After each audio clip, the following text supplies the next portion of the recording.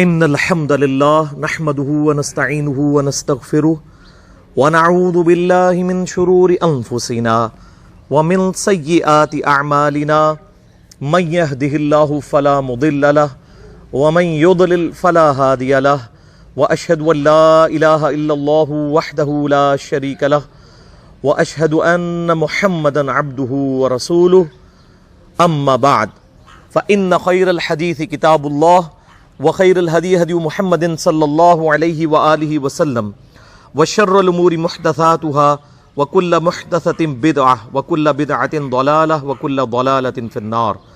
اعوذ باللہ السمیع العلیم من الشیطان الرجیم من ہمزہ ونفخہ ونفثہ بسم اللہ الرحمن الرحیم رب اشرح لی صدری ویسر لی امری واحلل عقدۃ من لسانی یفقہوا قولی۔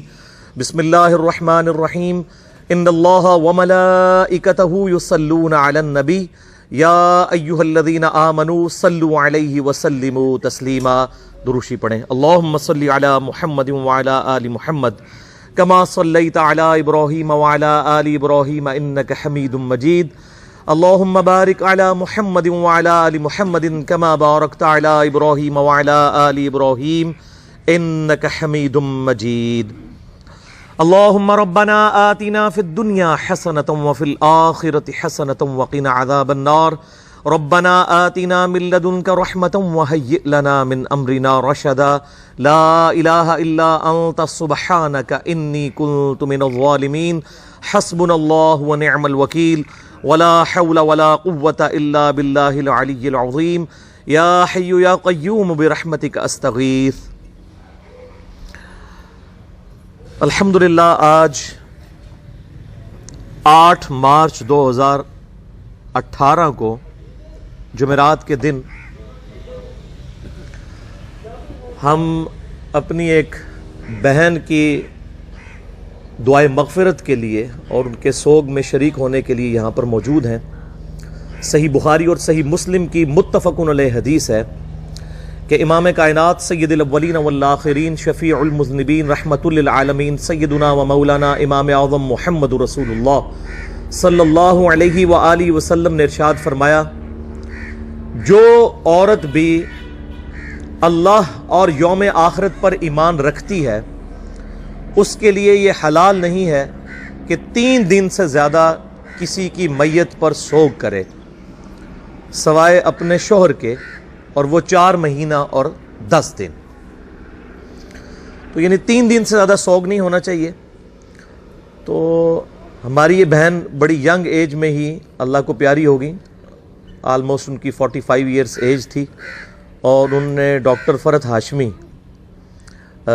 کے اسٹوڈنٹ کی حیثیت سے قرآن حکیم کی جو یہاں پر جہلم شہر کے اندر ان کی جو خدمات ہیں، اور ماشاءاللہ ان کی سینکڑوں بچیاں جو ہیں وہ قرآن حکیم کی تعلیم کے اعتبار سے شاگرد ہیں، یہ ان کے لیے صدقہ جاریہ ہے ان کی زندگی میں۔ جو صحیح مسلم میں حدیث ہے کہ میت کو مرنے کے بعد 3 اعمال کا ثواب پہنچتا ہے۔ نمبر 1، علم کی بات جو اس نے دنیا میں کی وہ اس کے لیے اللہ تعالیٰ سٹور کر دیتا ہے، اور بعد میں بھی جتنے لوگ اس پہ عمل کرتے ہیں اس کا بھی ثواب اس کو ملتا رہتا ہے، اور جو لوگ عمل کرتے ہیں ان کے ثواب میں کمی نہیں ہوتی۔ نمبر 2، صدقہ جاریہ، کسی نے اپنی زندگی میں کوئی نیکی کا کام کیا، وہ مرنے کے بعد بھی اسی طریقے سے جو جاری ہے اس کا ثواب بھی میت کو ملتا ہے۔ اور تیسرا، نیک اولاد جو اس کے لیے دعائے مغفرت کرتی ہے۔ اور جہاں تک دعا کا تعلق ہے وہ تو قرآن حکیم میں کیٹاگوریکل مینشن ہوا ہے، ربنا اغفر لنا ولاخواننا الذین سبقونا بالایمان۔ اہل ایمان کی نشانی ہے کہ وہ اپنے جو مرے ہوئے بہن اور بھائی اور جو بھی ان کے رشتہ دار فوت ہو چکے ہیں ان کے مرنے کے بعد ان کے لیے دعا کرتے ہیں کہ اے اللہ ہماری بھی مغفرت فرما اور ان کی بھی مغفرت فرما، اور ہمارے دلوں میں ان کے لیے کوئی کجی باقی نہ رکھنا۔ تو اس اعتبار سے یہ جو محافل ہوتی ہیں سوگ کے اعتبار سے اور دعائے مغفرت کے لیے، اس میں انسان کا دل پسیجہ ہوتا ہے آخرت کے پوائنٹ آف ویو سے، اور یہ ایک بڑا اچھا موقع ہوتا ہے جنازے کا یا سوگ کا کہ انسان اس میں اپنی آخرت کو بھی اور اپنی قبر کو بھی یاد کرے۔ اور بسا اوقات اس قسم کے جو مواقع ہیں وہ انسان کے لیے ہدایت کا سبب ہمیشہ کے لیے بن جاتے ہیں۔ تو اسی مناسبت سے میں نے قرآن حکیم میں آج صرف ایک رکوع کا انتخاب کیا ہے. کل 11 آیات سورہ السجدہ پارہ نمبر 21 میں سورت نمبر ہے 32 اور آیت نمبر 12 سے لے کر 22 تک. یہ ٹوٹل 11 آیات ہیں جن کے کانٹیکسٹ میں مجھے فکر آخرت کے پوائنٹ آف ویو سے کچھ گفتگو کرنی ہے، اور انشاءاللہ ٹائملی گفتگو جو مجھے ٹائم بتایا گیا اس کے اندر انشاءاللہ مکمل کر لیں گے انشاءاللہ تعالی. اعوذ باللہ من الشیطان الرجیم، بسم اللہ الرحمن الرحیم. اس ایک رکوع کے اندر اللہ تعالیٰ نے جو قیامت کے دن کا نقشہ ہے اس اعتبار سے کھینچا ہے کہ جب مجرم لوگ اپنے رب کے حضور حاضر ہوں گے تو ان پر کیا کنڈیشن گزر رہی ہوگی.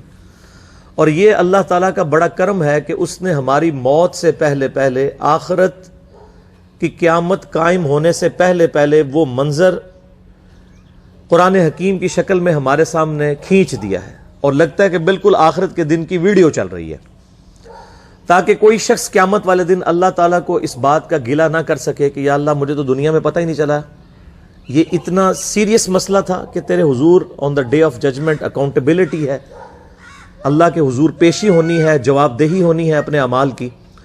تو جو مجرم لوگ ہیں وہ اللہ کے حضور کس حال میں پیش ہوں گے، اور اس کے سائملٹینیس کنٹراسٹ جو اہل ایمان ہیں ان کی قیامت والے دن کیا کنڈیشن ہوگی اللہ کے حضور پیشی کے وقت. ان دونوں چیزوں کو اللہ تعالیٰ نے سورہ السجدہ کے دوسرے رکوع میں آیت نمبر 12 سے لے کر 22 تک ایڈریس کیا ہے. اعوذ باللہ من الشیطان الرجیم. وَلَوْ تَرَى إِذِ الْمُجْرِمُونَ نَاكِسُو رُؤُوسِهِمْ عِنْدَ رَبِّهِمْ. اور اے محبوب صلی اللہ علیہ وآلہ وسلم کاش تم وہ وقت دیکھ لو جب مجرم لوگ اپنے رب کے حضور قیامت کے دن سر جھکائے ہوئے کھڑے ہوں گے. ربنا ابصرنا وسمعنا، اور کہیں گے اے ہمارے رب ہم نے اپنی آنکھوں سے دیکھ لیا اور یہ سارے کا سارا منظر سن بھی لیا. فرجعنا نعمل صالحا، پس ہمیں ایک دفعہ دنیا میں دوبارہ بھیج دے، ہم نیک اعمال کریں گے. انا موقنون، بے شک ہمیں یقین آ گیا کہ قیامت کا دن حق ہے. اے اللہ ایک دفعہ دنیا میں دوبارہ ہمارا جانا ہو، ہم بالکل اپنے اعمال کو سدھار لیں گے اور نیک اعمال اختیار کریں گے. اے اللہ ایک چانس ہمیں دے دے، دوبارہ دنیا میں بھیج دے. ہمیں یقین آ گیا. لیکن دیکھ کر مانا تو کیا مانا؟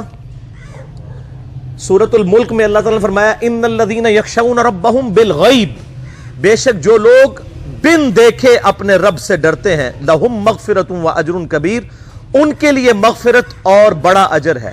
دیکھ کے تو سب نے مان لینا، بغیر دیکھے ماننے پر ہی جنت ہے. یہاں پر دیکھیں یہ مجرم لوگ کیا کہیں گے؟ ربنا ابصرنا وسمعنا، اے رب ہمارے ہم نے دیکھ لیا اپنی آنکھوں سے، سن بھی لیا. فرجعنا، پس ہمیں دوبارہ بھیج دے. نعمل صالحا، ہم دنیا میں جا کر نیک اعمال اختیار کریں گے. انا موقنون، بے شک ہمیں یقین آ گیا کہ قیامت کا دن حق ہے. لیکن یہ اللہ تعالیٰ نے ایک عجیب معاملہ رکھا ہے. انسان کو اتنے پردے میں رہتے ہوئے بھی اللہ تعالیٰ اپنی قدرتوں سے عیاں ہے. اتنا ظاہر ہے کہ اللہ سے زیادہ ظاہر کوئی چیز نہیں، اور اتنا باطن ہے کہ اللہ سے چھپی ہوئی زیادہ کوئی اور شے نہیں. لیکن اللہ تعالیٰ نے اپنے انبیاء اکرام علیہم السلام اور کتابوں کے ذریعے مرنے سے پہلے انسان کو آخرت کے دن کی جو جواب دہی ہے اس کی نقشہ کشی قرآن حکیم کے اندر کر دی ہے. اب اللہ تعالیٰ کی طرف سے ذرا جواب سنیں.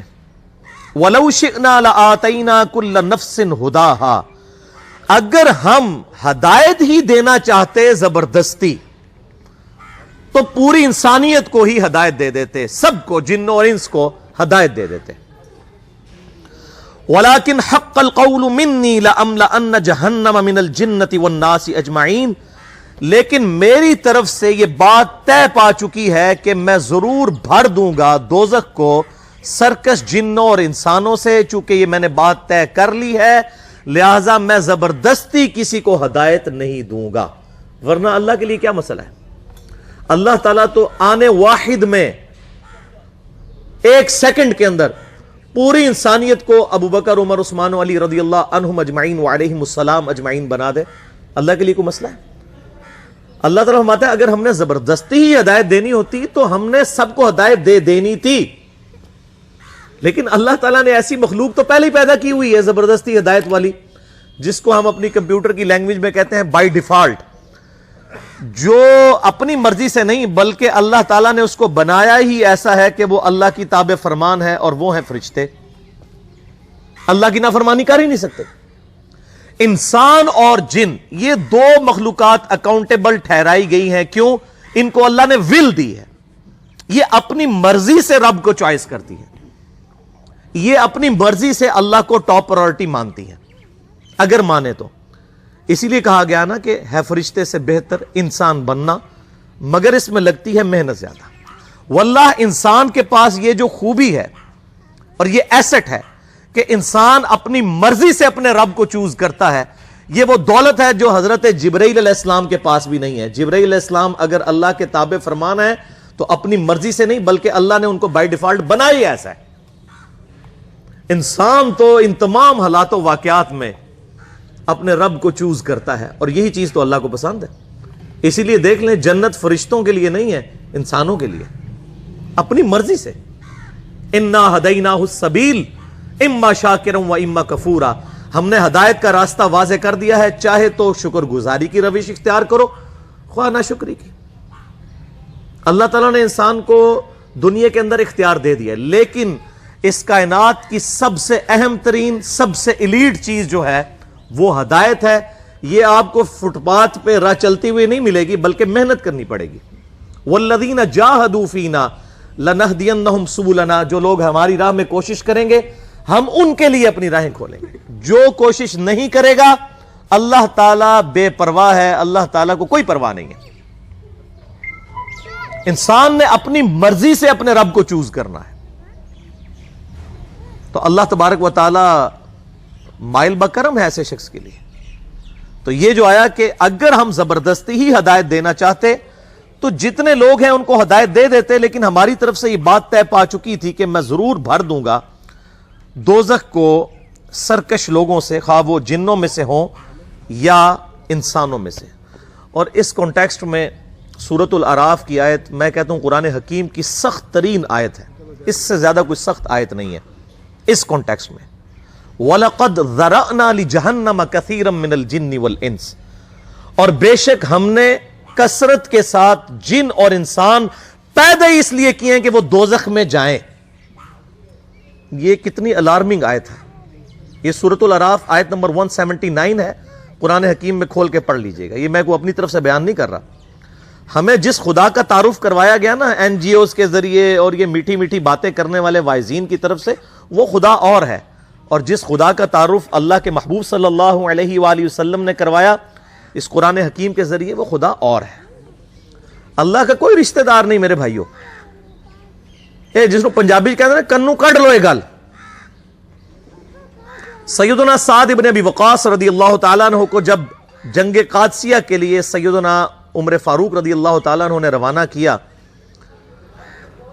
پرشین امپائر کے خلاف، جو اس وقت دو سپر پاورز میں سے ایک سپر پاور تھی، ایک رومن امپائر تھی جو جنگ یرموک میں گر گئی، اور جنگ قادسیہ کے اندر پرشین امپائر بھی گھٹنے ٹیک گئی۔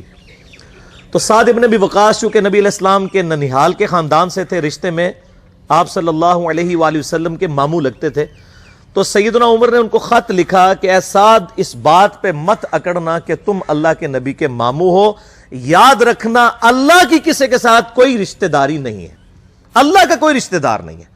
دیکھ لینا بخاری اور مسلم کی متفق علیہ حدیث ہے کہ میری بیٹی فاطمہ جنتی عورتوں کی سردار ہے، اور جامعہ ترمذی کی صحیح حدیث ہے کہ حسن و حسین جنتی نوجوانوں کے سردار ہیں، لیکن اسی فاطمہ سلام اللہ علیہا جو جنتی عورتوں کی سردار ہے، اس کے بارے میں صحیح بخاری اور صحیح مسلم کے اندر متفق علیہ حدیث ہے کہ آپ صلی اللہ علیہ وآلہ وسلم نے فرمایا، اے میری بیٹی فاطمہ، میرے مال سے جو کچھ تو نے لینا ہے مجھ سے لے لے، اگر اللہ کے حضور تو پکڑی گئی تو میں تیرے کچھ کام نہیں آؤں گا، میرے مال سے جو مرضی لے لے۔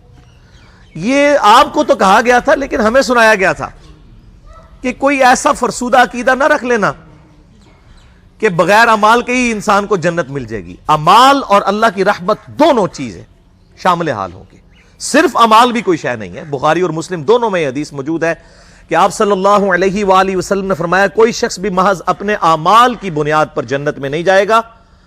ایک صحابی نے بڑی جرت کر کے پوچھا اللہ کے رسول صلی اللہ علیہ وآلہ وسلم کیا آپ بھی؟ آپ نے فرمایا ہاں میں بھی، جب تک میرے رب کی رحمت مجھے ڈھانپ نہ لے میں بھی محض اپنے اعمال کی بنیاد پر جنت میں داخل نہیں ہوں گا۔ تو اعمال بھی ہیں اور رحمت بھی ہے، صرف اعمال بھی کوئی شے نہیں اور صرف رحمت بھی کوئی شے نہیں ہے، ورنہ امام محمد غزالی رحمہ اللہ تعالی کا قول جو ہے مجھے بڑا پسند ہے اس کانٹیکسٹ میں، جو کیمیائے سعادت میں انہوں نے علماء سو کی کلاس لی ہے۔ اب یہ سخت باتیں اگر میں اپنی ریفرنس سے کروں تو لوگوں کو بری لگیں گی۔ امام محمد غزالی فرماتے ہیں کہ ایسے علماء جو ممبروں پر چڑھ کر اللہ تعالیٰ کی رحمت کی آیات آؤٹ آف کانٹیکسٹ سنا کر، قرآن حکیم میں جہاں پر بھی رحمت کی آیات اور توبہ کی آیات آئیں وہ اس اعتبار سے آئیں کہ جو توبہ کرنے کے بعد اصلاح کر لے۔ پورے قرآن میں کوئی ایک آیت بھی ایسی نہیں ہے کیٹاگوریکل کہ انسان اپنی اصلاح نہ کرے اور اللہ تعالیٰ فرمائے کہ میں اپنی رحمت کے دروازے اس کے لیے کھول دوں گا، قطعاً ایسی کوئی آیت نہیں ہے۔ تو جو علماء، امام غزالی فرماتے ہیں کہ اللہ کی رحمت کی آیات سنا کر لوگوں کو اللہ تعالیٰ سے غافل کر رہے ہیں، کیا یہ لوگوں کو یہ میسج دینا چاہتے ہیں کہ قرآن حکیم میں جو اللہ کے نافرمانوں کے لیے دھمکیاں آئی ہیں یہ سب کی سب فضول باتیں تھیں، اور انبیاء کرام علیہ السلام جو اللہ کے عذاب سے ڈراتے رہے یہ صرف شغل میلہ تھا اور آخرت میں کوئی پکڑ نہیں ہونی؟ ایسے علماء واجب القتل ہیں۔ یہ امام غزالی فرما رہے ہیں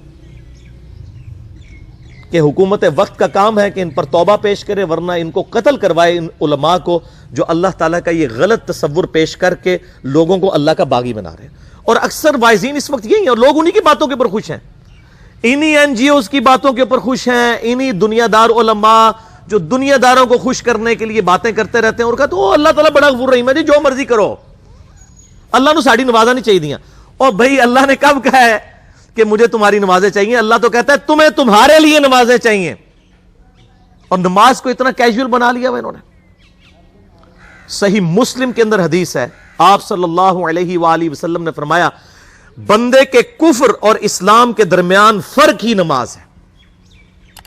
جو نماز پڑھتا ہے وہ مسلمان ہے، اور جو نماز نہیں پڑھتا وہ پاکستان کے شناختی کارڈ میں مسلمان ہے، اللہ کی ڈیفینیشن میں وہ عملاً کافر ہے۔ صحیح مسلم انٹرنیشنل نمبرنگ کے مطابق 246 نمبر حدیث ہے، آپ جا کے پی ڈی ایف کھول لیں، اسلام 360 میں جا کے 246 نمبر حدیث صحیح مسلم کتاب الایمان چیپٹر میں کھول کے دیکھ لیں کہ بندے کے کفر اور اسلام، شرک اور اسلام کے درمیان فرق ہی نماز ہے۔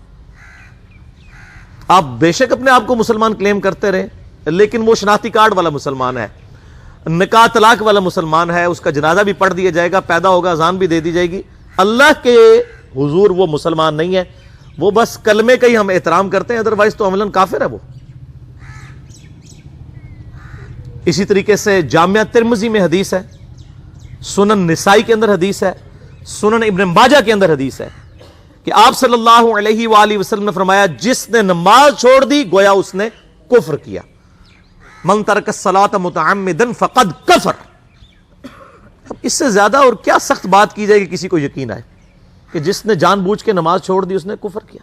اب جان بوجھ کے یہ نہ سمجھیے گا کہ جی میں بال بچیاں دے یہ کمائی کرتا رہنا تھا منو ٹائم نہیں ملتا۔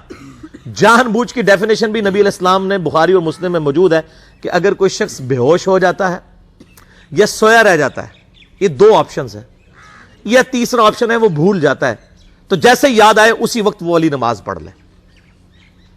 لیکن جو شخص دنیا کو ٹاپ پرائورٹی مانتا ہے، اپنا آفس چھوڑنے کے لیے تیار نہیں، اپنا کلینک چھوڑنے کے لیے تیار نہیں ہے، اور اپنی دکان چھوڑنے کے لیے تیار نہیں ہے نماز کے لیے، تو ظاہر ہے کہ وہ تو اپنے آپ کو دھوکہ دے رہا ہے۔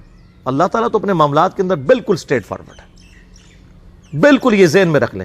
جامعہ ترمذی میں صحیح سند کے ساتھ موجود ہے، عبداللہ بن شفیق تابعی رحمہ اللہ تعالیٰ کہتے ہیں کہ صحابہ کرام علیہم رضوان صرف نماز کے چھوڑنے کو ہی اعمال میں سے کفر سمجھتے تھے، یعنی وہ کسی کو نماز پڑھتا ہوا دیکھتے تھے تو کہتے تھے یہ مسلمان ہے، اور کسی کو نماز پڑھتا ہوا نہیں دیکھتے تھے تو وہ کہتے تھے یہ کافر ہے۔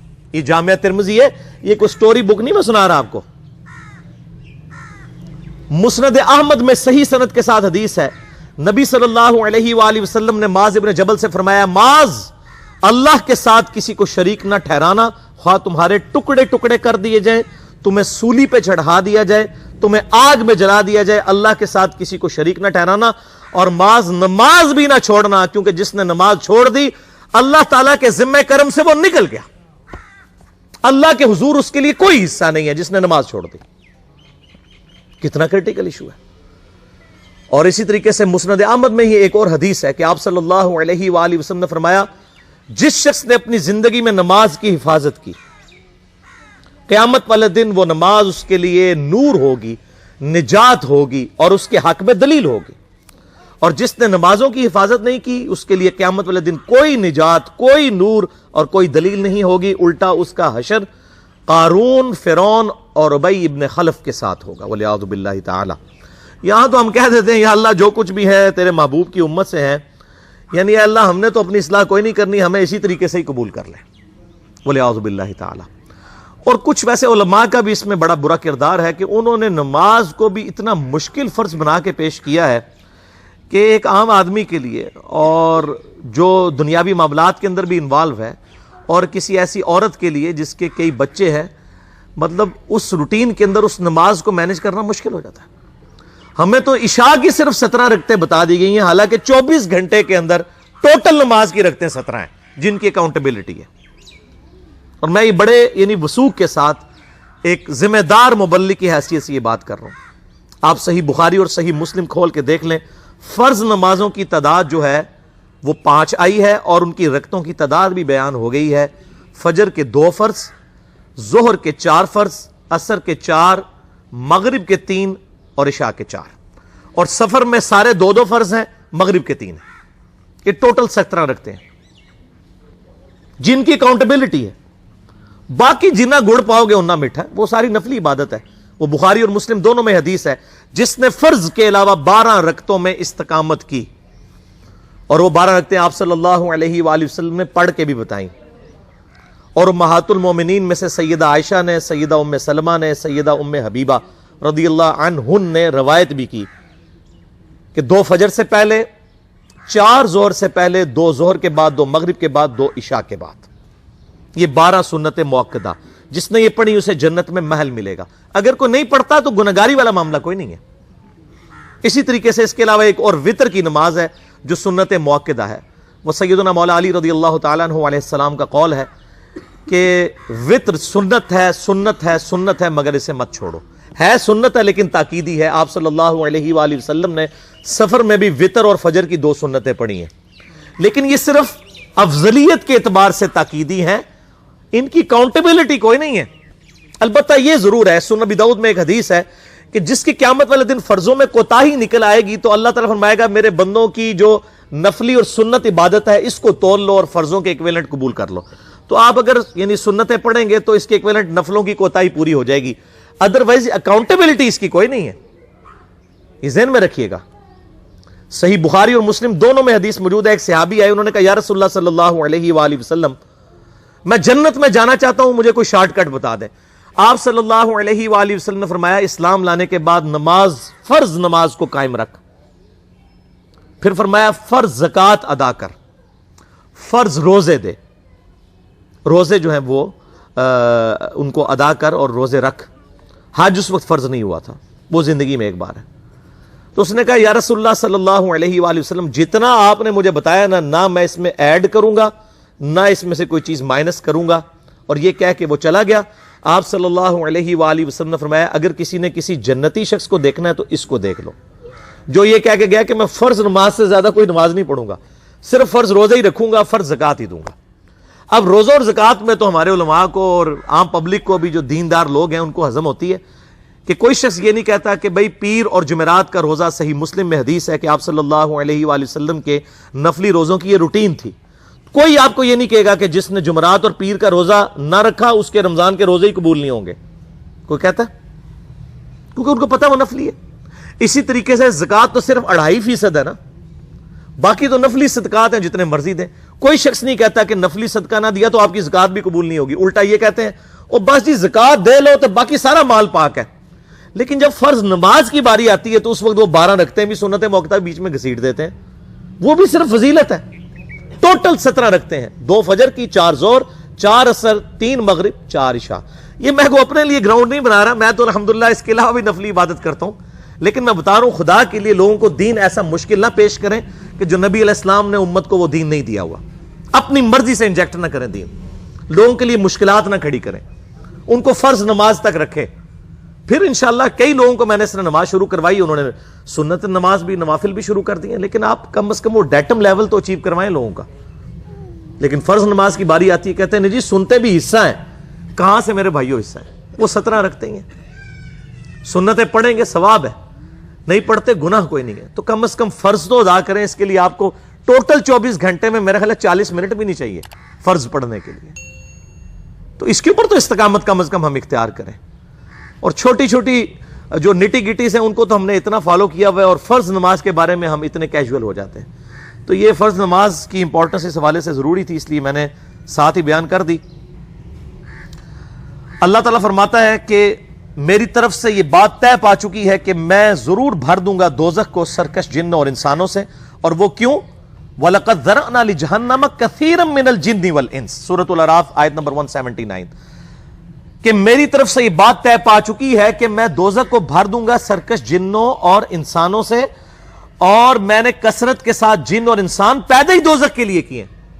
اور یہ نہیں ہے کہ اللہ تعالیٰ زبردستی کوئی اللہ تعالیٰ معاذ اللہ فنیٹک ہے، نہیں. اس میں سورۃ الاعراف میں ساتھ ہی آیا کہ ہم نے ان کو عقل دی تھی وہ سوچتے نہیں، کان دیے تھے وہ سنتے نہیں، آنکھیں دی تھیں وہ دیکھتے نہیں ہیں. اولئک کالانعام بل ہم اضل، یہ چوپایوں کی مانند ہیں بلکہ اس سے بھی گئے گزرے ہیں، جو انسٹرومنٹس یوز کر کے حق بات کو حاصل نہیں کرتے. تو یہ اللہ تعالیٰ زبردستی نہیں کرے گا، بلکہ انسان اپنی مرضی سے اپنی دوزخ کما رہا ہوگا. اور نظر بھی آ رہا ہے ہمیں، کثرت کے ساتھ جن و انسان دوزخ میں جا رہے ہیں. بخاری اور مسلم کی حدیث ہے، قیامت والے دن اناؤنسمنٹ ہوگی کہ اے آدم علیہ السلام جنتیوں اور دوزخیوں کو الگ کرو. حضرت آدم علیہ السلام پوچھیں گے یا اللہ کتنے جنتی اور کتنے دوزخی؟ تو اللہ تعالیٰ فرمائے گا ہر 1000 میں سے 999 دوزخی اور صرف 1 جنتی. یہ ریشو پروپورشن ہے. اور نبی علیہ السلام فرماتے ہیں یہ وہ وقت ہوگا، اور یہ قرآن حکیم میں بھی سورۃ المزمل میں آیا، کہ لوگ جو ہیں وہ بچے بھی غم کے مارے بوڑھے ہو جائیں گے کہ ہر 1000 میں سے 999 دوزخی اور صرف 1 جنتی. لیکن دنیا میں لوگ کہتے ہیں وہ 1 جنتی میں ہی ہوں گا. اب یہاں پہ وہ 200-250 کے قریب لوگ بیٹھے ہوئے ہیں، اور میں کہوں کہ جی میں 1 گولی چلاؤں گا جس کو بھی لگ جائے، تو کوئی نہیں یہ سوچے گا یار کہ یہ 250 میں سے کسی اور کو ہی لگے گی، یہ ایک ہی چلانی ہے، سارے اٹھ کے بھاگیں گے. لیکن آخرت کے معاملے میں ہم بے فکر ہیں، حالانکہ وہاں پہ 1000 میں سے 999 دوزخی اور صرف 1 جنتی ہے. وہ پنجابی کہتے ہیں نا عقل نہ ہوئے تو موجیں ہی موجاں، عقل ہوئے تو سوچیں ہی سوچاں. جن کو عقل نہیں ہے نا وہ موجوں کی زندگی گزار رہے ہیں، لگ پتہ جائے گا. جو سیدنا علی رضی اللہ تعالیٰ عنہ علیہ السلام کا قول ہے کہ انسان سویا ہوا ہے، جب مرے گا جاگ اٹھے گا. اوہ یہ کیا ہوا؟ اصل زندگی تو یہ تھی. تو یہ بڑا سیریس معاملہ ہے، اس میں ہمیں سیریس ہونے کی ضرورت ہے. اللہ تعالیٰ فرماتا ہے فَذُوقُوا بِمَا نَسِيتُمْ لِقَاءَ يَوْمِكُمْ هَذَا، پس چکھو اس عذاب کا مزہ کہ جو تم دنیا میں ہماری ملاقات کو بھلا بیٹھے تھے. اِنَّا نَسِينَاكُمْ، آج ہم بھی تمہیں بھول جائیں گے، تمہارے حال پہ تمہیں چھوڑ دیں گے. وَذُوقُوا عَذَابَ الْخُلْدِ بِمَا كُنْتُمْ تَعْمَلُونَ، اور چکھو اس عذاب کا مزہ جو تم دنیا میں اعمال کیا کرتے تھے. جس طرح دنیا میں تم نے ہمیں پسے پش ڈال دیا تھا نا، آج ہم تمہیں بھی دوزخ میں ڈال کے بھول جائیں گے، تمہارے حال پر چھوڑ دیں گے. وَلِعَاذُ بِاللَّهِ تَعَالَى. اللہم اجرنا من النار، اللہم اجرنا من النار، اللہم اجرنا من النار. اللہم من احییتہ منا فاحیہ علی الاسلام، ومن توفیتہ منا فتوفہ علی الایمان. آمین ثم آمین. میرے بھائیو، اس کانٹیکسٹ میں ایک آیت میں چاہ رہا ہوں یہاں پر کراس ریفرنس کے طور پر پیش کر دوں. یہ بہت کریٹیکل ایشو ہے قیامت کے دن کے اعتبار سے، کہ سورۃ المؤمن کے اندر اللہ تعالیٰ ارشاد فرماتا ہے، پارہ نمبر 24 کے اندر سورۃ المؤمن ہے، سورہ غافر بھی اسے کہتے ہیں، اور اس کی شروع کی آیات میں ہی ایک آیت آتی ہے، آیت نمبر 10. یہ بھی قرآن حکیم میں چند سخت آیات میں سے ایک آیت ہے. ان الذین کفروا ینادون لمقت اللہ اکبر من مقتکم. قیامت والے دن جب اللہ کے جو نافرمان لوگ ہیں، یہ کفر کا ترجمہ انڈیا پاکستان بنگلہ دیش میں عجیب و غریب ہو گیا. کفر کا مطلب ہم سمجھتے ہیں ہندو سکھ عیسائی. عربی میں کفر کہتے ہیں انکار کرنے والے کو. جو عمل سے انکار کر دے وہ بھی کافر، جو عقیدے میں انکار کر دے وہ بھی کافر. یعنی عملاً تو مسلمانوں کی اکثریت عملی کافر ہے. جب وہ نماز چھوڑ رہی ہے تو نماز کفر و اسلام میں فرق ہے. صحیح مسلم کی حدیث ہے. تو جو نافرمان لوگ ہیں، انکاری لوگ ہیں، اللہ تعالیٰ کی طرف سے انہیں قیامت والے دن عذاب دینے کے بعد ندا کی جائے گی. لَمَقْتُ اللَّهِ أَكْبَرُ مِن مَقْتِكُمْ أَنفُسَكُمْ إِذْ تُدْعَوْنَ إِلَى الْإِيمَانِ فَتَكْفُرُونَ. اللہ تعالیٰ قیامت والے دن ان سے فرمائے گا جب ان کو عذاب دے گا کہ آج تمہیں اس عذاب سے بیزاری اور تکلیف ہو رہی ہے. وہ کہیں گے ہاں ہو رہی ہے. اللہ تعالیٰ فرمائے گا اس سے زیادہ ہمیں دنیا میں تکلیف ہوتی تھی جب تمہیں ہماری طرف بلایا جاتا تھا تو تم روح گردانی کر دیتے تھے. ہمیں اس سے زیادہ تکلیف ہوتی تھی. یہاں کہتے ہیں او جی اللہ تعالیٰ نے ساڑی نمازیں نہیں چاہیے دیا. او بھائی اللہ تعالیٰ نے کب کہا کہ مجھے تمہاری نمازیں چاہیے؟ اللہ تعالیٰ تو فرما رہا ہے تمہیں تمہارے لیے نمازیں چاہیے کامیاب ہونے کے لیے. کراس ریفرنس کے طور پہ ایک اور آیت میں ضمناً بیان کر رہا ہوں. سورہ الزمر آیت نمبر 7 پارہ نمبر 23 میں ان تکفروا فإن اللہ غنی عنکم. اگر تم ناشکری کی روش اختیار کرو گے، اللہ کے نافرمان بن جاؤ گے، بے شک اللہ بے پرواہ ہے. وَلَا يَرْضَى لِعِبَادِهِ الْكُفْرِ. لیکن یہ بات یاد رکھنا اللہ تعالیٰ ناشکری کو اپنے بندوں کے لیے پسند نہیں کرتا. بے پرواہی کا مطلب کوئی یہ نہ لے لے کہ خیر ہے اللہ تعالیٰ معاف کر دے گا. نہیں، پسند نہیں کرتا. وَإِن تَشْكُرُوا يَرْضَاهُ لَكُمْ. اگر تم شکر گزاری کی روش اختیار کرو گے تو اسی کو اللہ پسند کرے گا. وَلَا تَزِرُ وَازِرَةٌ وِزْرَ أُخْرَى. اور یاد رکھنا کوئی جان قیامت والے دن کسی دوسرے کا بوجھ نہیں اٹھائے گی. ثم الى ربکم مرجعکم فینبئکم بما کنتم تعملون. اس کے بعد تمہیں لوٹ کر تمہارے رب کے پاس جانا ہے، وہ تمہیں بتا دے گا جو کچھ تم دنیا میں اعمال کیا کرتے تھے. انہ علیم بذات الصدور. بے شک اللہ تعالی سینوں کے چھپے ہوئے رازوں کو بھی جاننے والا ہے. یہ بڑا کریٹیکل ایشو ہے، اس مسئلے کو سمجھ لیں. اللہ تعالیٰ بے پرواہ ضرور ہے لیکن اس کا یہ مقصد کوئی نہ لے. وہ کہتے ہیں جی جو کچھ ہو رہا ہے اللہ کی مرضی سے ہو رہا ہے. یہ جملہ ہی غلط ہے. اللہ کی مرضی سے نہیں ہو رہا. اللہ کیا یہ چاہتا ہے کہ لوگ جو ہیں وہ نمازیں چھوڑیں، یا لوگ حرام خوریاں کریں، یا لوگ ناحق اپنے رشتہ داروں کا مال دبا لیں، یا لوگ ناحق یتیموں کے اوپر ظلم کریں؟ نہیں، اللہ کی اجازت سے ہو رہا ہے. اجازت کا مطلب یہ ہے کہ دنیا میں اللہ پکڑتا نہیں ہے. جس طرح کہ سورہ النساء میں ہے جو لوگ یتیموں کا مال ناحق ہڑپ کرتے ہیں اپنے پیٹوں میں دوزخ کی آگ بھر رہے ہیں. اب یہ آگ دنیا میں ڈورمنٹ پوزیشن میں ہے. آپ دنیا میں انگارہ زبان پہ رکھیں زبان جل جائے گی. حرام کا مال کھا بھی جائیں کچھ نہیں ہوگا. لیکن اللہ تعالیٰ ہمارا جو حرام مال کھا رہے ہیں یہ اپنے پیٹوں میں دوزخ کی آگ بھر رہے ہیں. قیامت والے دن مورل لاز ایکٹیو ہو جائیں گے. دنیا میں مورل لاز ایکٹیو نہیں ہے اور وہی جو کھایا ہوا مال ہے نا وہ دوزخ کی آگ بن جائے گا. تو یہ دنیا میں نہیں پتا چلتا.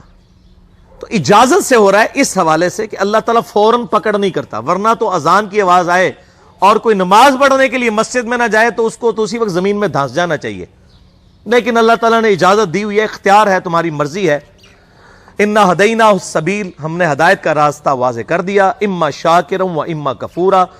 چاہے شکر گزاری کی روش اختیار کرو خواہ نہ شکری کی. اللہ تعالیٰ نے راستہ واضح کر دیا، اب تمہاری مرضی ہے. زبردستی وہ نہیں کرے گا، یہ ذہن میں رکھیے گا. یہ اس کی ضد ہے بندے کے ساتھ کہ جو لوگ کوشش کریں گے نا انہی کو ہدایت ملے گی. والذین جاہدوا فینا لنہدینہم سبلنا. جو لوگ ہماری راہ میں کوشش کریں گے ہم انہی کے لیے اپنی راہیں کھولیں گے. زبردستی اس نے ہدایت نہیں دینی. یہ بالکل اس کو اپنے دماغ میں سے نکال دیں کہ زبردستی ہدایت والا معاملہ ہوگا. انما یؤمن بآیاتنا الذین اذا ذکروا بها خروا سجدا. ایمان والے بندے تو وہ ہیں کہ جب ان کے سامنے ہماری آیات کے ذریعے ان کو نصیحت دلائی جاتی ہے وہ فوراً سجدے میں گر پڑتے ہیں. اللہ اکبر.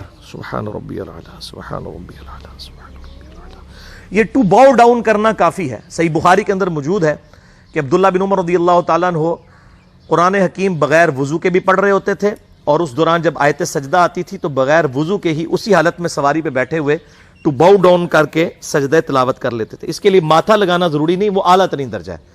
اگر آپ قرآن پڑھتے ہوئے یہ سجدہ ہے اور آپ یوں کر لیتے ہیں تو یہ سجدہ تلاوت ادا ہو جائے گا. وَارْكَعُوا مَعَ الرَّاكِعِينَ کے تحت یہ بھی اسی میں آتا ہے.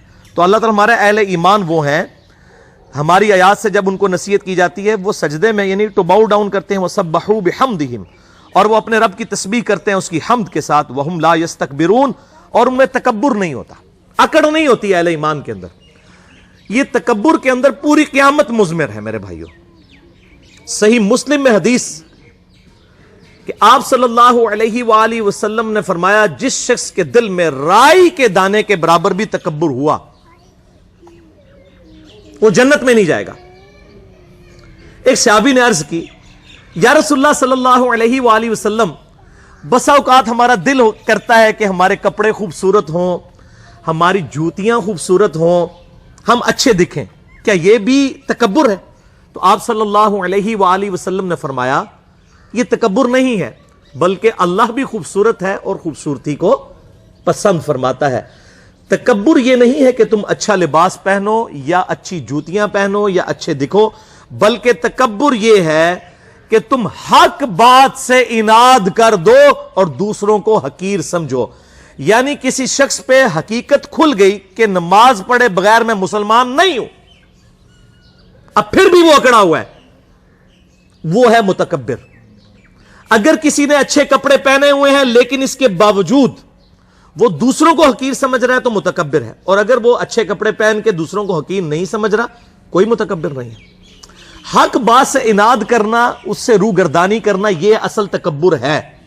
ایک بندے کو صحیح بخاری اور صحیح مسلم سے نماز کا طریقہ کھول کے بتا دیا کہ میرے بھائیوں نبی صلی اللہ علیہ وآلہ وسلم اس طریقے سے سنت کے مطابق نماز پڑھتے تھے کہ رکوع میں جاتے وقت اور رکوع سے اٹھتے وقت رفع الیدین کرتے تھے. اور وہ کہ نہیں ساڑھے بزرگ پاگل سے, انہوں نے نہیں پتا لگا. بھائی بزرگ اللہ کے پاس چلے گئے, وہ اپنے اعمال کے جواب دہی خود کریں گے. ہمارے سامنے جو کتاب و سنت کے دلائل ہیں ہم نے تو اس کے سامنے سر تسلیم خم کرنا ہے, نہ کہ ہم نے کسی اور کو دیکھنا ہے.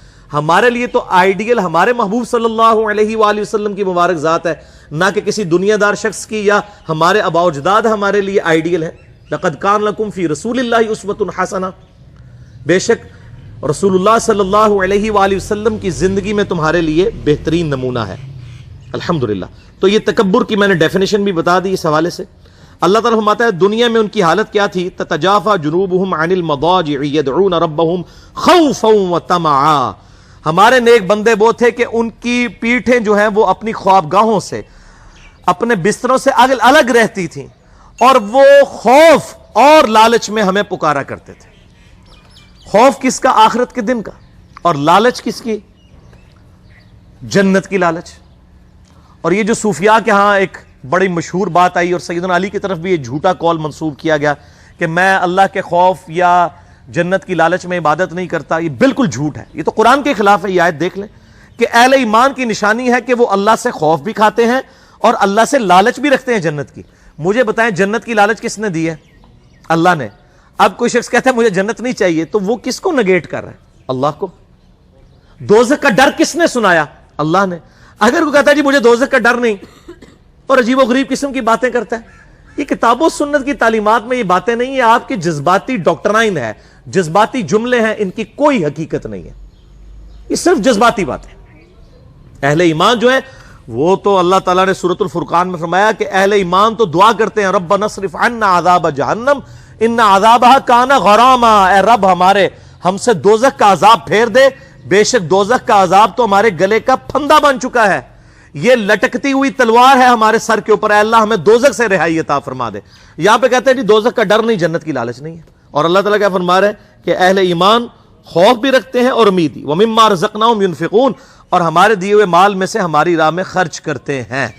ظاہر ہے جیب وہی ڈھیلی کرے گا جسے آخرت کے ڈیوائن بینک کی امید ہوگی کہ دنیا میں جو کچھ جو ہے وہ خرچ کر رہا ہوں وہ اللہ کے ڈیوائن بینک میں سٹور ہو رہا ہے, اللہ تعالیٰ مجھے 700 گنا اس سے بھی بڑھ کر لوٹائے گا انشاءاللہ.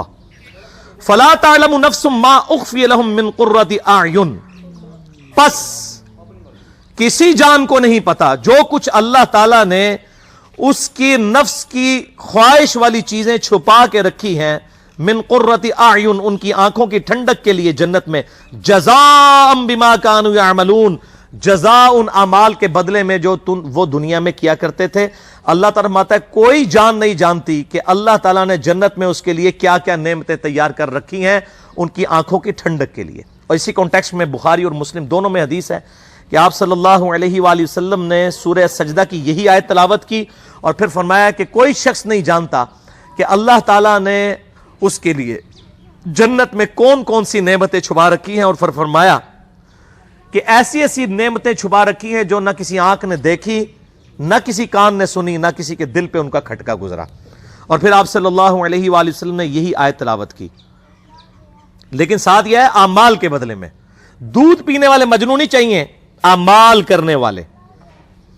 افمن کان مؤمنا کمن کان فاسقا, بھلا بتاؤ جو اللہ کی بات ماننے والا ہے اور جو نہیں ماننے والا وہ برابر ہو سکتے؟ لا یستوون, وہ برابر نہیں ہو سکتے. اما الذین آمنوا وعملوا الصالحات, جو لوگ ایمان لے کر آئے اور انہوں نے نیک اعمال کیے, فلہم جنات المأوا, ان کے لیے ہمیشہ کی جنتیں ہیں, نزلا بما كانوا يعملون, اور یہ بدلہ ہوگا ان کے اعمال کا. اب یہ دیکھیں بار بار بات آ رہی ہے اعمال اعمال اعمال. صرف دعائیں کرنے سے کچھ نہیں بننا اور صرف محبت کا اظہار کرنے سے کچھ نہیں ہونا, اعمال بھی اختیار کرنے ہیں. وَأَمَّا الَّذِينَ فَسَقُوا فَمَأْوَاهُمُ النَّارُ, اور جو لوگ ناشکری کی روش اختیار کریں گے, گناہگار لوگ ہوں گے, ان کا ٹھکانہ ہوگا دوزخ. کلما ارادوا ان یخرجوا منها, جب کبھی بھی ارادہ کریں گے وہ اس میں سے نکلنے کا, اعیدوا فیہا, دوبارہ انہیں لوٹا دیا جائے گا اس میں. وقیل لهم ذوقوا عذاب النار الذی کنتم به تکذبون, اور ان سے کہا جائے گا چکھو اس عذاب کا مزہ جو تم دنیا میں اسے جھٹلایا کرتے تھے. وَلَنُذِيقَنَّهُم مِّنَ الْعَذَابِ الْأَدْنَىٰ دُونَ الْعَذَابِ الْأَكْبَرِ, اور ہم ضرور چکھائیں گے دنیا کی زندگی میں بھی تمہیں کچھ نہ کچھ عذاب کا حصہ, یعنی دنیاوی تکلیف کی شکل میں. کیوں؟ لَعَلَّهُمْ يَرْجِعُونَ, تاکہ تم ہماری طرف لوٹ آؤ. دنیا میں تکلیفیں اسی لیے آتی کہ انسان جو ہے وہ اس سے سبق سیکھ کے اللہ کی طرف آئے.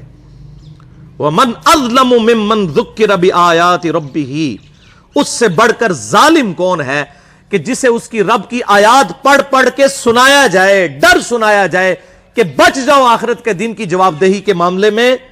ثم اعرض عنها, اس کے بعد وہ منہ پھیر لے. انا من المجرمین منتقمون, ایسے مجرموں سے تو ہم انتقام لے کر چھوڑیں گے.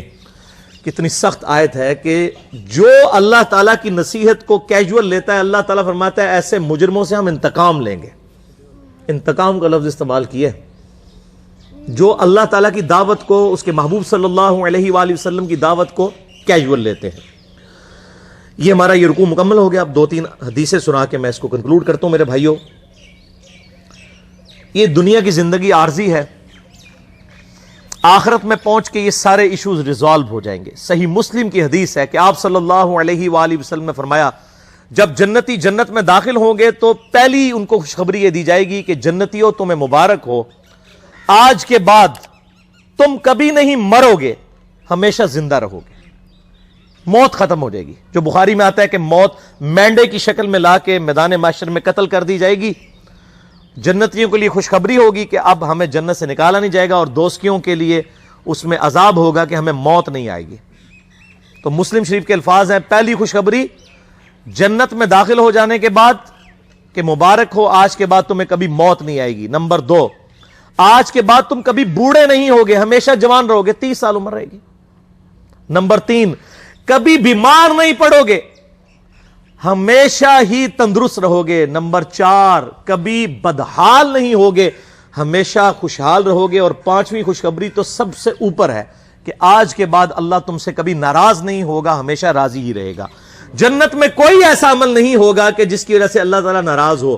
یہ ساری جو حدود اللہ ہے یہ دنیا میں. جنت میں اہل ایمان کو سونے کے کنگن پہنائے جائیں گے. دنیا میں مرد کے لیے سونا حرام ہے, دنیا میں مرد کے لیے ریشم حرام ہے, لیکن قرآن حکیم میں آتا ہے ریشمی لباس پہنایا جائے گا جنتیوں کو. جنت میں کوئی ایسا عمل نہیں ہوگا جس سے اللہ تعالیٰ ناراض ہو. لیکن دنیا کی زندگی پھر قید خانہ ہے. صحیح مسلم میں حدیث ہے, آپ صلی اللہ علیہ وآلہ وسلم نے فرمایا کہ دنیا کی زندگی مؤمن کے لیے قید خانہ ہے اور کافر کے لیے جنت ہے. قید خانہ اس لیے کہ اسے ہر لمحے سوچنا پڑتا ہے یار اے پتہ نہیں اللہ ناراض نہ ہو جائے, اے میں کیتا ہے, اے غلط نہ ہوئے, یہ کر دیا, یہ غلط نہ ہو. تو ہر وقت ایک قید خانے کسی کی سچویشن ہے. لیکن یہ دنیا کی چھوٹی سی زندگی دے کے آخرت کی زندگی لے لی جائے تو کوئی مہنگا سودا تو نہیں ہے. آپ دیکھ لیں کہ اگر کسی شخص کی زندگی 1 ارب سال ہو اور دوسرے شخص کی زندگی 1 ارب سال اور 1 دن ہو تو اس میں کوئی فرق نہیں ہے, دونوں ارب سال ہی جی رہے ہیں, لیکن یہ 1 سال دنیا کی زندگی اور ارب سال کھرب سال آخرت کی زندگی.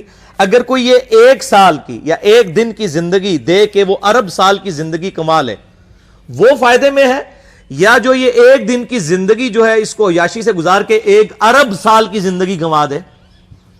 جو مسلم شریف میں حدیث ہے کہ دنیا اور آخرت کی مثال اس طرح ہے, کوئی شخص انگلی ڈبوئے سمندر میں, جو پانی لگتا ہے انگلی کے ساتھ وہ دنیا کی زندگی ہے اور سمندر آخرت کی زندگی. تو اصل تو ناکام وہ ہے, لیکن یہ معاملہ بڑی مشکل سے سمجھ آتا ہے. صحیح مسلم میں ہی ایک حدیث ہے, صحیح مسلم کا جنت والا چیپٹر ضرور پڑھیں, آپ کو یہ ساری چیزیں مل جائیں گی, کہ آپ صلی اللہ علیہ وآلہ وسلم نے فرمایا اللہ تعالیٰ نے جنت کو جو ہے وہ ناگوار چیزوں سے ڈھانپ رکھا ہے. یعنی جنت تک پہنچنے کے لیے آپ کو بڑی ناگواری کی زندگی گزارنی پڑے گی, گرمیوں کے روزے رکھنے پڑیں گے, نمازیں پڑھنی پڑیں گی, حلال و حرام کی تمیز کرنی پڑے گی, رشتہ داروں کے ساتھ صلہ رحمی کرنی پڑے گی. تو یہ بڑی ناگوار چیزیں ہیں, یہ کرنے کے بعد جنت آئے گی. یہ آبسٹیکلز ہیں. اور دوزخ کو اللہ نے شہوات سے ڈھانپ رکھا ہے, جس میں کہتے ہیں نا کڑگا لانا, کہ دوزخ کی طرف ہر بندہ ہی لپکے گا. دنیا کی ہر عیاشی جو ہے وہ دوزخ کی طرف لے جائے گی, جو شرعی حدود کو پامال کرنے والی. اور اس کی تفسیر میں حدیث ہے جامعہ ترمذی, سنن ابی داؤد اور سنن نسائی کے اندر, بڑی مشہور حدیث ہے. آپ صلی اللہ علیہ وآلہ وسلم فرماتے ہیں کہ جب اللہ تعالیٰ نے جنت کو پیدا کیا تو جبرائیل علیہ السلام سے کہا کہ جائے جنت وزٹ کر کے آئیں. جبرائیل علیہ السلام واپس آئے, انہوں نے کہا یا اللہ جنت تو ایسی جگہ تو نے بنائی ہے کہ یہ ساری جنت میں پہنچ جائیں گے لوگ, اس کے لیے کون کوشش نہیں کرے گا. پھر اللہ تعالیٰ نے جنت کو ناگوار چیزوں سے ڈھانپ دیا. یعنی دنیا میں شریعت کی پابندی ہے جو بظاہر تو ناگوار چیزیں, مشکل کام ہے. پھر جبرائیل علیہ السلام کو کہا اب جا کے جنت کو دیکھیں. وہ جب جنت دیکھی نا انہوں نے کہ اتنے مشکل کام کر کے جنت تک پہنچنا ہے, ان کا یا اللہ مجھے نہیں لگتا کہ کوئی شخص اب جنت میں پہنچنے میں کامیاب بھی ہوگا. یہاں لوگ کہتے ہیں اللہ جو کچھ بھی ہیں تیرے محبوب کی امت سے ہیں, یعنی اسی بندے دا پتر نہیں بننا, اسی اپنی اصلاح کوئی نہیں کرنی, این جی سانو قبول کر. یعنی چور ہیں, ٹھگ ہیں, بے ایمان ہیں, بے نمازی ہیں, جو کچھ بھی ہیں تیرے محبوب کی امت سے. اگر دنیا میں مورل لاز ایکٹیو ہوتے نا, اسی وقت سر پہ آگے جوتی پڑتی کہ محبوب صلی اللہ علیہ وآلہ وسلم کا نام لیتے ہو اور اعمال اپنے دیکھو. اچھا, اسی حدیث میں آتا ہے ابو داؤد, ترمذی اور ابن ماجہ کی, کہ پھر اللہ تعالیٰ نے جبرائیل علیہ السلام کو کہا جا کے دوزخ دیکھیں. دوزخ دیکھی, انہوں نے کہا یا اللہ کوئی شخص بھی دوزخ کے لیے کوشش نہیں کرے گا, کوئی شخص بھی دوزخ میں نہیں پہنچے گا, اتنی سخت عذاب ہے اس کا. پھر اللہ تعالیٰ نے دوزخ کو شہوات دنیاوی لذتوں کے ساتھ ڈھانپ دیا اور جبرائیل علیہ السلام سے کہا اب جا کے ذرا دوزخ کو دیکھو. جب انہوں نے دوزخ کو دیکھا, انہوں نے کہا یا اللہ مجھے نہیں لگتا کہ کوئی بندہ دوزخ سے بچ پائے گا. اللہم اجرنا من النار, اللہم اجرنا من النار, اللہم اجرنا من النار. اللہم من احییتہ منا فاحیہ علی الاسلام ومن توفیتہ منا فتوفہ علی الایمان. آخری حدیث بھی صحیح مسلم کی ہے, مجھے ضمناً یاد آ گئی اس حوالے سے کہ آپ صلی اللہ علیہ وآلہ وسلم فرماتے ہیں کہ دنیا میں جس نے اللہ کے تابع فرمان بن کے زندگی گزاری ہوگی, مشکل کی مفلسی کی زندگی گزاری, لیکن اللہ کی نافرمانی نہیں کی, قیامت والے دن اللہ تعالیٰ فرشتوں سے کہے گا کہ اسے ذرا ایک پھیرا جنت کا لگواؤ. ایک پھیرا جنت کا ایک پھیرا لگے گا. پھر اللہ تعالیٰ پوچھے گا ہاں بھائی بندے کو دنیا میں تو نے تکلیف دیکھی؟ وہ کہے گا یا اللہ تیری عزت کی قسم میں نے دنیا میں کوئی تکلیف نہیں دیکھی. کیونکہ رزلٹ سامنے آ گیا نا. ہمیں بھی یاد ہے جب میں انجینئرنگ یونیورسٹی میں پڑھتا تھا تو ہم لوگ بڑی محنت کر کے تیاری کرتے تھے. جب ہمارے یعنی پوزیشن آ جاتی تھی کلاس کے اندر تو بڑے خوش ہوتے تھے. ہمیں اپنی وہ زندگی کی محنتیں یاد بھی نہیں ہیں. اس کے بعد اچھی جاب لگی تو وہ اپنی انجینئرنگ یونیورسٹی کی راتیں جاگنا اور پڑھائی کرنا یاد تک نہیں ہے, کیونکہ آسائش مل گئی نا, رزلٹ سامنے آ گیا. پھر جس نے دنیا میں بڑی مزے کی زندگی گزاری ہوگی اور اللہ کو رسپانس نہیں کیا ہوگا, اللہ تعالیٰ فرمائے گا اس کو ذرا دوزخ کا ایک پھیرا لگواؤ نا. فرشتے دوزخ کا ایک پھیرا لگوائیں گے نا. پھر اللہ تعالیٰ پوچھے گا بندے کو دنیا میں خیر دیکھی؟ وہ کہے گا اللہ تیری عزت کی قسم میں نے دنیا میں کوئی خیر نہیں دیکھی. دنیا کی ساری آسائشیں بھول جائے گا, ایک پھیرا دوزخ کا. ادھر لوگ کہتے ہیں خیر ہے جی ایک پھیرا ہی لگے گا نا پھر جنت ہی جانا ہے. یہ پھیرا کہنا بڑا آسان ہے. یہ جو لوگ یہ کہتے ہیں نا ان کو کہیں کہ آپ 1 منٹ کے لیے صرف موم بتی کے فلیم پہ ہاتھ رکھ کے بتائیں. آپ اتنے وثوق سے یہ بات کرتے ہیں. اس سے بھی بڑھ کے میں یہ بات کروں کہ اگر آپ کو کہا جائے کہ فجر کی نماز چھوڑنے پر فجر سے ظہر تک آپ کو ایک 10 بائی 10 فٹ کے کمرے میں صرف ایک پھیرا لگے گا فجر سے ظہر تک کا, جس میں 1000 کوبرا سانپ ہوں گے, 1000 بچھو ہوں گے, ایک پھیرا ہی لگنا ہے, کوئی تیار ہو جائے گا؟ کانپ اٹھیں گے تصور سے. اب آخرت چونکہ سامنے نہیں ہے نا, اس لیے کہتے خیر ہے جی پھیرا ہی لگے گا. اللہ معافی دے, ہمیں تو اللہ سے دعا کرنی چاہیے کہ اللہ تعالیٰ بلا حساب و کتاب ہمیں جنت میں داخلہ عطا فرمائے اور ہماری غلطیوں سے درگزر فرمائے. اس معاملے میں اللہ تعالیٰ سے کبھی بھی اس قسم کی بات نہیں کرنی چاہیے کہ ایک پھیرا ہی لگے گا. نہ میرے بھائیو, ہم تو ایک پھیرا کیا 1 سیکنڈ بھی برداشت نہیں کر سکتے. بخاری اور مسلم کی متفق علیہ حدیث ہے کہ آخرت کی آگ دنیا کی آگ سے 70 گنا زیادہ تیز ہے. ہم تو دنیا کی آگ برداشت نہیں کر سکتے.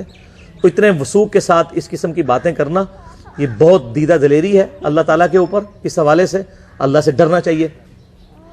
اللہ تعالیٰ سے دعا ہے جو میں نے حق بات کہی اللہ تعالیٰ ہمارے دلوں میں راسخ فرمائے, اور اگر جذبات میں میرے منہ سے کوئی غلط بات نکل گئی تو اللہ تعالیٰ ہمارے دلوں سے معاف کر دے. میرے بھائیو, یہ آج کی گفتگو بھی ہم یوٹیوب پہ, یعنی یہ ڈاکٹر صاحب کی بھی خواہش تھی, میری بھی خواہش تھی کہ اس کی ریکارڈنگ ہو جائے تاکہ لوگوں کے لیے اصلاح کا سبب بن جائے. یہ ہماری ویب سائٹ ahlsunnatpak.com ہے, آپ وزٹ کریں. اور یوٹیوب کا چینل میرے نام کے اوپر ہی ہے, انجینئر محمد علی مرزا, اس کے اوپر یہ انشاءاللہ ہماری گفتگو جو ہے وہ میں نے اس کو سوچا ہے کہ اس کی ہیڈنگ ہم رکھیں کاش میں دنیا میں واپس چلا جاتا. مسئلہ نمبر 196 کے عنوان سے انشاءاللہ اسے اپلوڈ کریں گے ہم لوگوں کی اصلاح کے لیے. اور اب آخر میں ہم دعا بھی کر لیتے ہیں اپنی بہن کی مغفرت کے لیے بھی. صحیح بخاری کے اندر حدیث موجود ہے, نبی صلی اللہ علیہ وآلہ وسلم کو سیدنا ابو عامر رضی اللہ تعالیٰ عنہ کی وفات کی جب خبر پہنچی تو آپ صلی اللہ علیہ وآلہ وسلم نے ہاتھ اٹھا کر ان کے لیے دعائے مغفرت کی. حتیٰ کہ صحابہ کہتے ہیں ہم نے آپ کے بغلوں کی سفیدی بھی دیکھی. لیکن یہ جو قرآن پڑھ کے اور فاتحہ پڑھ کے بخش رہے ہوتے ہیں اس کی کوئی اصل نہیں ہے. دعائے مغفرت قبر پہ بھی جا کے کی جائے, دنیا میں بھی کی جائے. 20 منٹ لگے گا یا تو عالم بھی کر لیں یا تھوڑا نہیں ٹھیک ہے, وہ کر لیتے ہیں. تو دعا جو ہے وہ چاہے کوئی زندہ ہے چاہے کوئی فوت ہو چکا ہے, سب کے لیے دعا کرنی چاہیے اور دعائے مغفرت ضرور کرنی چاہیے. یہ مسلمان کا حق ہے دوسرے مسلمان کے اوپر اس حوالے سے. اور اس کی پہلی شکل نماز جنازہ ہے, اس کے بعد قبر پہ جا کے دعا کرنا استقامت کے لیے. اور آج ان کی سوگ کا بھی آخری دن ہے تو ہم اجتماعی دعا اس حوالے سے کر لیتے ہیں. سارے بھائی جو ہے وہ ہاتھوں کو بلند کر لیجئے. اللہم انی اسألک بأنک انت اللہ لا الہ الا انت الاحد الصمد الذی لم یلد ولم یولد ولم یکن له کفوا احد وإلہکم الہ واحد لا الہ الا هو الرحمن الرحیم. الف لام میم اللہ لا الہ الا هو الحی القیوم. اللهم صل على محمد وعلى آل محمد كما صليت على إبراهيم وعلى آل إبراهيم إنك حميد مجيد. اللهم بارك على محمد وعلى آل محمد كما باركت على إبراهيم وعلى آل إبراهيم إنك حميد مجيد. اللهم ربنا آتنا في الدنيا حسنة وفي الآخرة حسنة وقنا عذاب النار. لا إله إلا أنت سبحانك إني كنت من الظالمين. ربنا آتنا من لدنك رحمة وهيئ لنا من أمرنا رشدا. اللهم لا مانع لما أعطيت ولا معطي لما منعت ولا ينفع ذا الجد منك الجد. اللهم اغفر لحينا وميتنا وشاهدنا وغائبنا وصغيرنا وكبيرنا وذكرنا وأنثانا. اللهم من أحييته منا فأحيه على الإسلام ومن توفيته منا فتوفه على الإيمان. اللهم ثبتنا على الإيمان. اللهم ثبتنا على الإسلام. اللهم ثبتنا على القرآن. اے اللہ جن جن بھلائیوں کا سوال تیرے محبوب صلی اللہ علیہ وآلہ وسلم نے تجھ سے کیا ہم تمام مسلمانوں کے حق میں قبول و منظور فرما. اے اللہ جن جن چیزوں کے شر سے تیرے محبوب صلی اللہ علیہ وآلہ وسلم نے تیری پناہ طلب کی ہم تمام مسلمانوں کو عطا فرما. اے اللہ ہماری, ہمارے ماں باپ کی, ہمارے بیوی بچوں کی, پوری امت کی مغفرت فرما. اے اللہ خصوص بالخصوص ہماری جو بہن فوت ہوئی اے اللہ ان کی مغفرت فرما. ان کی قبر کی منازل کو آسان فرما، ان کے درجات بلند فرما، قیامت والے دن اپنے محبوب صلی اللہ علیہ وآلہ وسلم کی شفاعت نصیب فرما، آپ صلی اللہ علیہ وآلہ وسلم کے مبارک جھنڈے تلے جگہ عطا فرما، آپ صلی اللہ علیہ وآلہ وسلم کے مبارک ہاتھوں سے حوض کوثر نصیب فرما، آپ صلی اللہ علیہ وآلہ وسلم کا جنت میں پڑوس عطا فرما۔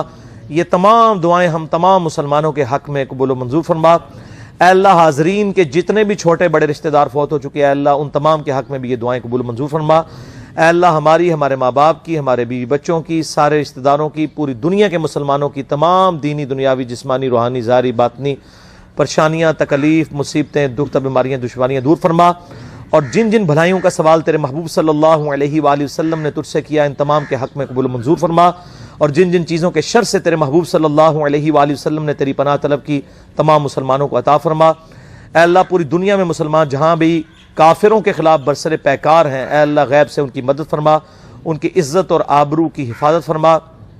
اے اللہ ہمارے ملک پاکستان کی خیر فرما، پاکستان کو اندرونی اور بیرونی خطرات سے محفوظ فرما۔ اے اللہ مسلمانوں کو آپس میں اتفاق اور اتحاد کے ساتھ رہنے کی توفیق عطا فرما، بس علمی طریقے سے ایک دوسرے کی غلطی واضح کرنے کی توفیق عطا فرما، لڑائی جھگڑوں سے محفوظ فرما۔ اے اللہ ہمارے دلوں میں جو جو نیک اور جائز دعائیں ہیں، اے اللہ زبان پہ لانے کی حاجت نہیں، تو بہتر جانتا ہے، اے اللہ ان کو قبول و منظور فرما۔ ربنا لا تزغ قلوبنا بعد اذ هديتنا وهب لنا من لدنك رحمة انك انت الوهاب اللهم انی اعوذ بک من عذاب جہنم ومن عذاب القبر ومن فتنة المحیا والممات ومن شر فتنة المسیح الدجال ربنا لا تزغ قلوبنا بعد اذ هديتنا وهب لنا من لدنك رحمة انك انت الوهاب ربنا لا تؤاخذنا ان نسينا او اخطأنا ربنا ولا تحمل علينا إصرا كما حملته على الذين من قبلنا ربنا ولا تحملنا ما لا طاقة لنا به واعف عنا واغفر لنا وارحمنا أنت مولانا فانصرنا على القوم الكافرين اللهم ربنا آتنا في الدنيا حسنة وفي الآخرة حسنة وقنا عذاب النار سبحان ربك رب العزة عما يصفون وسلام على المرسلين والحمد لله رب العالمين سبحان ربك رب العزة عما يصفون وسلام على المرسلين والحمد لله رب العالمين۔ اے اللہ جو بھی میں نے حق بات کہی، اے اللہ ہمارے دلوں میں راسخ فرما، اگر جذبات میں میرے منہ سے کوئی غلط بات نکل گئی ہمارے دلوں سے معاف کر دے اور ہمیں معاف بھی فرما دے۔ سبحانک اللہم وبحمدک اشہد ان لا الہ الا انت استغفرک واتوب الیک وما علینا الا البلاغ المبین وصلی اللہ علی حبیبہ محمد وعلی آلہ واصحابہ اجمعین الی یوم الدین۔ جزاکم اللہ خیرا۔